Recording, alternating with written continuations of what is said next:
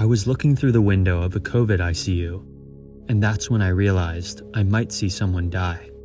I didn't even know who she was, but I was filled with immense grief as she edged closer to death by the hour.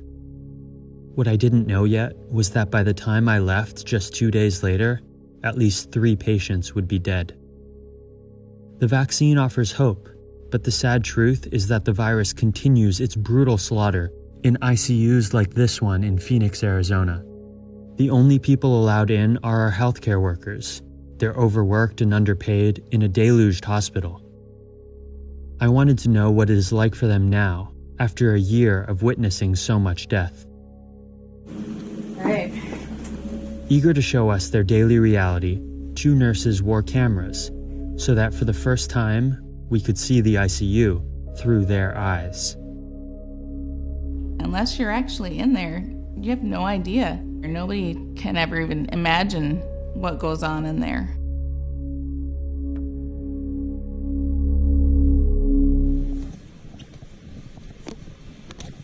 This ICU contains 11 of the hospital's sickest COVID patients.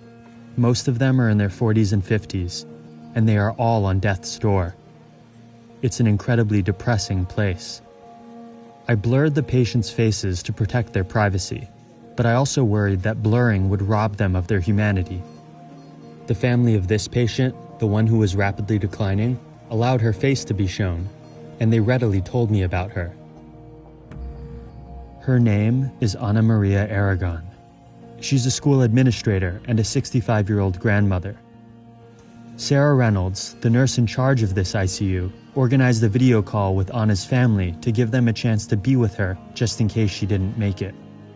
It just breaks my heart when I hear families saying goodbye. You might expect the doctors to be running the show, but it is really the nurses who are providing the vast majority of the care. We do everything. We give them baths every night. Rubbing lotion on their feet. Shave the guys' faces. Cleaning somebody up that had a bowel movement, it doesn't even register as something gross. Look, I walk into the room, I say, hey, sounds like you have COVID. Then I might order a chest x-ray, I might order blood work, I might order catheters. All that stuff is done by the nurse. I may have spent 10 minutes. The nurse might spend 7 or 8 hours actually in the room caring for them. Let's say there was a day that nurses didn't come to the hospital. It's like, why are you even opening? Ibuprofen. 12-hour-plus shifts, isolated in this windowless room. These nurses survive by taking care of each other. You guys need your playfields wiped? Oh, thank you. And by finding small doses of levity.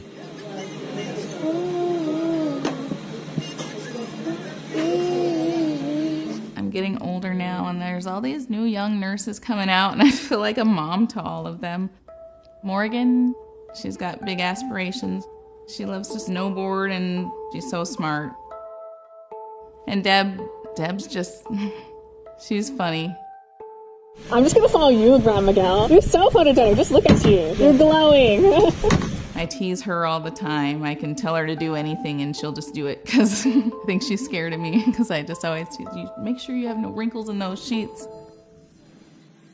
The patients spend most of their time on their stomachs because it makes it easier to breathe, but the nurses have to turn them often to prevent pressure sores. There was one woman in her 50s who was so critical that this simple procedure risked killing her. Can you guys help us? We're going to flip her over. Yeah.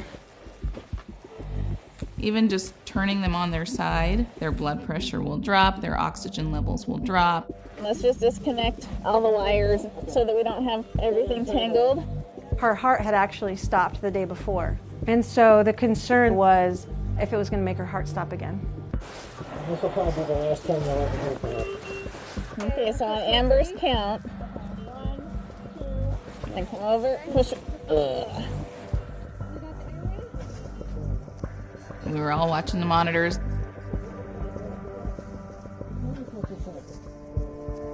we're good. She seems to have handled it pretty well. Yeah. I felt relieved, like, whew, we did it.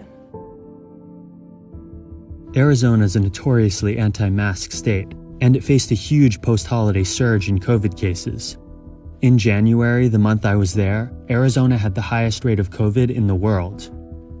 As a result, ICUs like this one have too many patients and not enough nurses. Because they're so critical, they need continuous monitoring. Sometimes just one nurse to one patient, but normally what we have is 2 patients to 1 nurse. But there definitely are times when we're super stretched and have to have a 3-to-1 assignment. A nurse shortage has plagued hospitals over the past year. To help, traveler nurses have had to fly into hotspots. Others have been forced out of retirement. Especially strained are poorer hospitals like Valleywise, which serves a low-income, predominantly Latino community. Many of our patients are uninsured.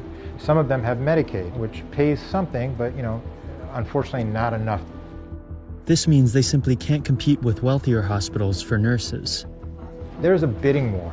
The average nurse here, give or take, makes about $35 an hour. Other hospitals, a short mile or 2 away, might pay them $100. We lost a lot of staff because they took the travel contracts. How can you blame them? It's sometimes a once-in-a-lifetime opportunity to make a lot of money. Every single day I'm off, I get a call or a text, hey, we desperately need help, we need nurses, can you come in? This nursing shortage isn't just about numbers. Physically, it's exhausting. We're just running. We don't have time to eat or drink or use the restroom. They have kids at home doing online school, and I think, gosh, they haven't even been able to check on their kids to see how they're doing. My days off, I spend sleeping half the day. You're exhausted, and eating because we don't get to eat here often. I'm getting hungry now. Nurses have been proud to be ranked the most trusted profession in America for nearly 2 decades. But during COVID, many worry they aren't able to uphold the standards that earn them such respect. I can't give the quality of care that I normally would give. It's absolutely dangerous. That's demoralizing because we care. We're nurses. It's our DNA. Ana had been in the hospital for over a month. Her family told me she was born in Mexico. She came to the States 34 years ago, first working in the fields before eventually landing her dream job in education. She's beloved at her school. Former students often stop her in town and excitedly shout, "Miss Anita." She was very cautious about COVID. She demanded her family always wear a mask and yelled at them to stay home. Yet tragically, she somehow still caught it. She had been declining over the course of several days. It's a picture we've seen far too often that we know, okay, this one is going to be coming soon. Because there is no cure for COVID, the staff can only do so much. Once all the ventilator settings and the medications are maxed out, keeping a patient alive will only do more harm than good. So Ana's family was forced to make a tough decision. They talked to family and let them know that we have offered her, we have given, we have done everything that we can. There's nothing more that we can do. The family made the decision to move to comfort care. She was not expected to make it through the days. She's going to comfort care today. For signs or symptoms of pain or agitation, you can increase your drugs. Okay. We want people to Good, yeah. be comfortable. The priest is on the phone, and we're going to hold it to her ear so he can give last rites.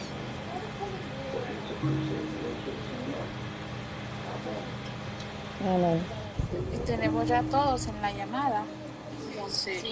Okay. Okay. And we will be here with her. We'll hold her hand for you guys, okay? If I'm there while someone's passing, I always hold their hand. I don't want somebody to die alone.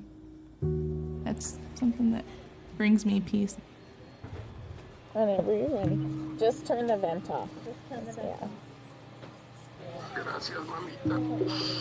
Gracias por toda la vida que nos dedicaste. Te amo. Te quiero, madre.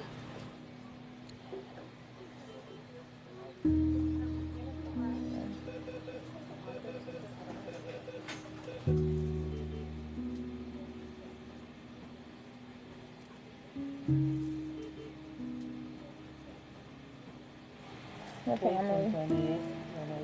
1428. She went very peacefully. What is that doing her emergency?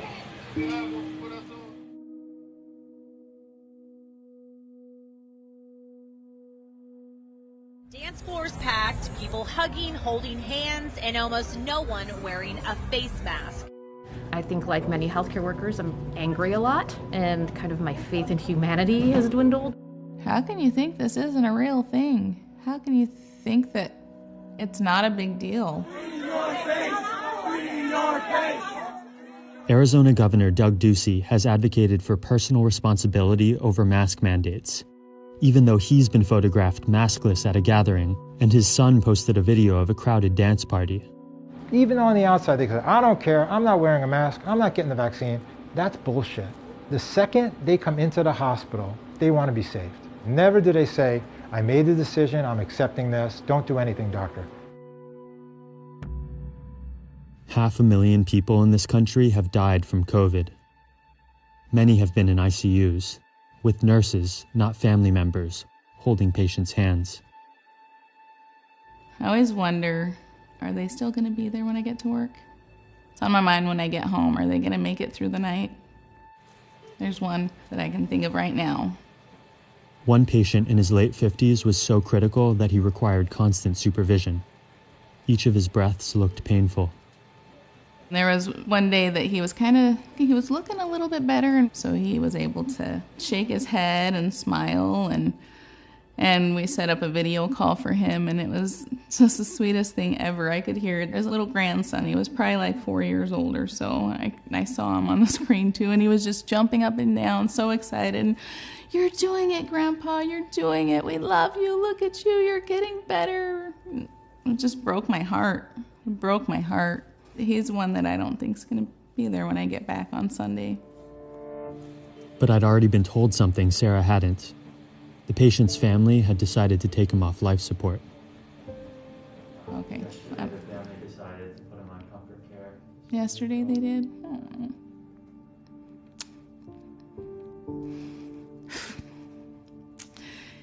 And I just think of his little grandson. And you're doing it, Grandpa, you're doing it. He wasn't the only patient who didn't make it. When I went back to the hospital, I noticed that the bed of the patient I'd seen get flipped over was empty. My heart sank. I knew this meant she'd passed away. What's sad is when I go back, those beds will be full. They'll have somebody else there, just as sick, with another long stretch of a few weeks ahead of them before it's time for their family to make that decision. I'd never before seen someone die, and even though I didn't know these people, witnessing their deaths left me sleepless, exhausted, and depressed. It's unfathomable to me that these nurses have gone through that every single week, sometimes every single day, for an entire year. I assumed the nurses must block out all the deaths to be able to keep going, but they don't. They grieve every single one. I've always loved being a nurse. It's what I've always wanted to do, and these last couple months, it's definitely made me question my career choice. And what makes their situation so tragic is that many of these nurses hide their trauma, leaving them feeling isolated and alone. We're the only ones that know what we're going through. I don't really want to tell my family about everything because I don't want them to feel the same emotions that I feel. I don't want them to know that I carry that burden when that it is a lot. I'm Mom, I'm strong, I can do anything, and I don't want them to see that. Leadership in the pandemic hasn't come from elected officials or spiritual guides, but from a group that is underpaid, overworked, and considered secondary even in their own workplaces. As so many others have dropped the ball, nurses have worked tirelessly out of the spotlight to save lives, often showing more concern for their patients than for themselves. I worry their trauma will persist long after we reemerge from hibernation. COVID's legacy will include a mass PTSD on a scale not felt since World War II. This burden should not be ignored. Something you would say to all the other ICU nurses around the country if you had the chance? Thank you. Thank you. I feel ya. And you're all amazing.